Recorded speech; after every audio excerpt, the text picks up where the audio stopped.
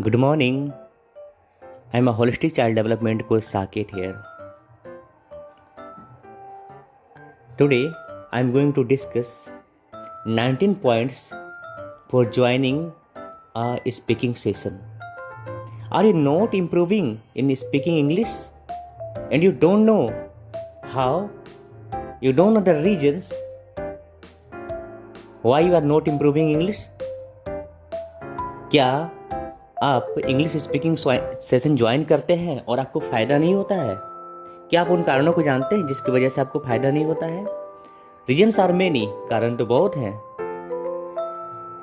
There are some genuine reasons here. कुछ genuine reason की चर्चा की जा रही है, कुछ जेन्युइन कारणों की चर्चा की जा रही है. By following them means by following those instructions, उन निर्देशों का पालन करके you will be a great speaker. उन निर्देशों का जब आप पालन करेंगे तो आप एक बहुत ही अच्छे इंग्लिश स्पीकर बन जाएंगे. तो देखिए, सबसे पहले हम लोग क्या करते हैं, complete your all the homeworks of school, college, tuition, what ever it may B. अपने सारे स्कूल, कॉलेज, ट्यूशन के होमवर्क को आप कर लीजिए, so that you may be free, ताकि आप फ्री हो सकें from all the tensions of your homework. आप सारे होमवर्क के टेंशन से फ्री हो सकें. नाउ कंप्लीट योर होमवर्क और assignment of this English speaking session. आपको इंग्लिश स्पीकिंग सेशन में भी बहुत सारे होमवर्क्स मिलते हैं and you have to finish them, you have to complete them. What is your assignment? It may be like Hindi content, English content, translation, grammar, whatever it may be, और it may be some video making also, because video making is the most important part of English speaking journey. तो आपको grammar की पढ़ाई हो, grammar का revision करना हो, और ट्रांसलेशन बनाना हो, हिंदी कंटेंट राइटिंग हो गया, इंग्लिश कंटेंट राइटिंग हो गया, ये सब कर लेना है. अब आगे देखिए, send it in the group, उसको ग्रुप में भेज दीजिए. या हमने उसकी बात कर ली. अब आगे की बात करते हैं. Now we are discussing ahead that eat something before joining the session. कुछ खा लीजिए, ताकि at the time of speaking you won't feel like eating something. आपको तब कुछ खाने की इच्छा नहीं होगी. And if you feel that you should come from bathroom, अगर आपको ऐसा महसूस होता है तो बाथरूम से भी आ जाइए before joining the session. Now decide the topic to deliver a speech. जिस चीज़ पे आपको स्पीच देना है आप उसको डिसाइड कर लीजिए. And be in happy mood. हमेशा खुशहाल मूड में रहिए. दुखी होकर रहेंगे तो एनर्जी लेवल डाउन होगा, फिर आप अच्छा परफॉर्म नहीं कर पाएंगे. So be in jolly mood for better performance. Now inform everyone in your family. अपने फैमिली में सबको इन्फॉर्म कीजिए that you are going to join an English speaking session. आप एक इंग्लिश स्पीकिंग सेशन में ज्वाइन करने जा रहे हैं. So that your family members won't disturb you. ताकि आपके परिवार के सदस्य डिस्टर्ब ना करें. You must have a bottle of water, pen, paper, highlighter, noise free area, disturbance free area, destruction free area and proper light setup. मुझे लगता है कि पॉइंट आप समझ गए होंगे कि आपको एक बोतल पानी, कलम, कॉपी, हाइलाइटर, ऐसा वातावरण जहाँ पर कि ज़्यादा शोरगुल ना हो, डिस्टर्ब करने वाले लोग ना हो, वो एरिया साफ़ सुथरा क्लीन हो, रूम अच्छे से हो. After that set an alarm, यानी कि एक अलार्म सेट कर लीजिए. At the time of your speaking you must have to set your alarm. Now If a guardian is there who is not disturbing you, then it is good. अगर कोई देखने वाला guardian है आपके पास जो कि आपको डिस्टर्ब ना करे तो और अच्छा. अब हम लोग स्टार्ट करते हैं. तो सबसे पहले कॉपी में लिखिए, write down their day 1, day 2, day 3, day 50, day 49, day 506. So you have to write the number of the day. And second, time, at what time you're sitting. And third, duration, means how many hours you have practiced. Again, we have to discuss with some participants. We have to discuss with same participants. Both of the things are there. दोनों चीज़ें हैं वहाँ पर कि हम लोग उन्हीं participant से बात करते हैं जिनसे हम रेगुलर बात करते हैं. तो क्या होता है कि we have to ask the same questions again. और we have been asking the same questions again and again. हम उनसे एक ही प्रश्न को बार बार पूछते हैं, like what is your father's name, what is your father, where your father live, हम लोग 4-5 दिन तक एक ही प्रश्न पूछते हैं।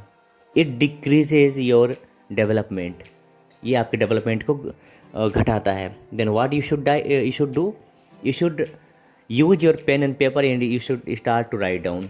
जब आप लिखेंगे तो हर किसी का प्रोफाइल आपके पास तैयार होगा, and that time it will be very helpful to think more and more questions, and thinking of more and more questions means generating the ideas of speaking. Now, as you get the answer of your question, write in a well arranged manner for future reference. As you get the answer of your question, जैसे ही आप प्रश्न के उत्तर पाते हैं आपको लिखना है, लेकिन कैसे लिखना है? इन अ वेल अरेंज्ड मैनर, यानी कि अच्छे से सजा कर लिखना है, गंदा करके नहीं लिखना है। We have the wonderful example of Roop Goswami. He had very beautiful hand writing and make cuts while writing and everything was written in well arranged manner. तो हमारे रूप गोस्वामी जो महान वैष्णव आचार्य हैं, वो पत्तों पर लिखते थे और बहुत ही सुंदर ढंग से लिखते थे, बिल्कुल काटपीट कटिंग शटिंग नहीं होती थी। हमको भी कुछ ऐसा ही लिखना है। Thus you will start to ask different questions. इस प्रकार आप बहुत तरह के प्रश्न पूछने लगेंगे। It will be plus point for you, और यह आपके लिए प्लस पॉइंट होता है। ऑलवेज आस्क और डिस्कस और स्पीक विद अ स्माइल, यानी कि स्माइलिंग फेस के साथ आपको कुछ पूछना है, बोलना है, कहना है, सुनना है। Speak with high energy level, और अपने एनर्जी लेवल को हाई रख के पूछिए। कीप योर बॉडी हाइड्रेटेड, अपने शरीर को हाइड्रेटेड रखिए। For keeping your body hydrated you must have to sip a glass of water, यानी कि अपने बॉडी को हाइड्रेटेड रखने के लिए थोड़ा थोड़ा पानी समय समय पर पीते रहिए। वॉट एवर यू डिस्कस और नो और something new, some new word, some new story, you should keep on writing in brief. जो भी कुछ आपको नया मिलता है, आप नया सुनते हैं, डिस्कस करते हैं, जानते हैं, सीखते हैं, उसको शॉर्ट में लिखते रहिए। Whatever you know, you discuss, you come to know a new thing, a new word और new story, you must keep on writing. You have discuss on your topic, आपको अपने टॉपिक पर ही discuss करना चाहिए, because you have practice about it, क्योंकि आपने उसके बारे में प्रैक्टिस किया है।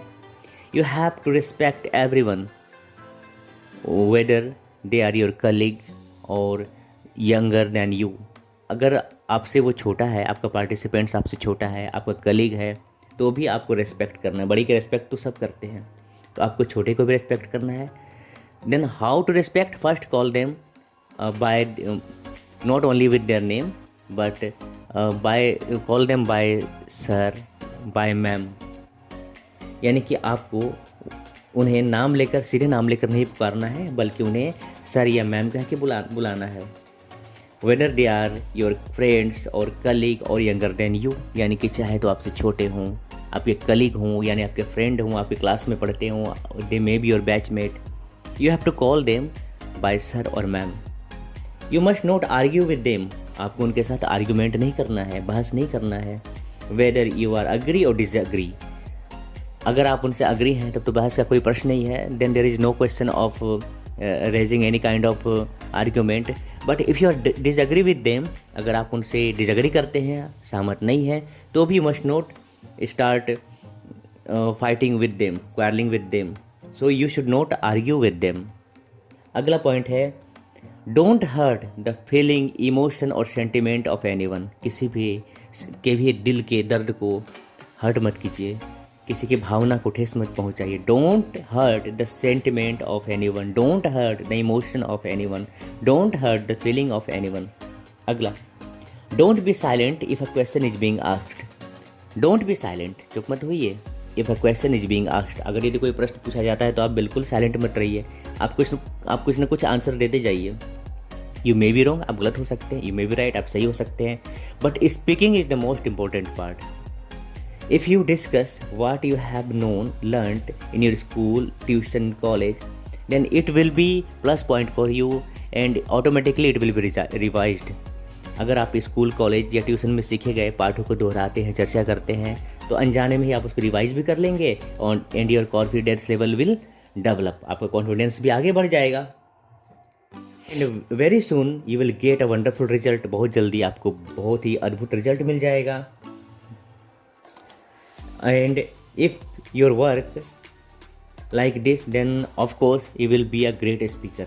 Now I'm going to explain in a nutshell. I'm going to express all the points in a nutshell. First, complete your homework. Second, always be in happy mood. Third, no distraction. Fourth, making notes. Fifth, respect all. Seventh, discuss what you studied in school. Discuss what you studied in school. Next, analyze what you learnt and write what you learnt. Means आपने इस session में जो कुछ भी सीखा है, समझा है, जाना है, उसको आप लिख लीजिए. शुरू में आपको ये काम बड़ा लेंदी लग सकता है. Initially you feel like it is a lengthy work, but just few days after you will realize that you have got a drastic change within you. आपके अंदर एक बहुत ही बड़ा सा चेंज आ चुका है. So my dear learners, if you think that this video was very beneficial for you, then you must share these videos to those who are really a student. At the end of the session, you have to think what you have learned. Now, watch this video many times. आप इस video को बार बार देखिए. Watch this video many times. I am telling again, watch this video many times. And make notes. Notes बनाइए. Practice with me. Practice with me. मेरे साथ practice कीजिए. When I am speaking in Hindi, think what will be its English. When I am speaking in English, think what will be its Hindi. When I am speaking English and after I am speaking Hindi, then you must speak with me in Hindi language. With me. So I hope that this video will be little bit beneficial for you. So thank you very much. If you like, please like it and share it and comment if you have to know something more about it, and if you have any curiosity or any doubt, then you must ask to me. I will always be happy to help you. Thank you very much. You are listening to Sakit.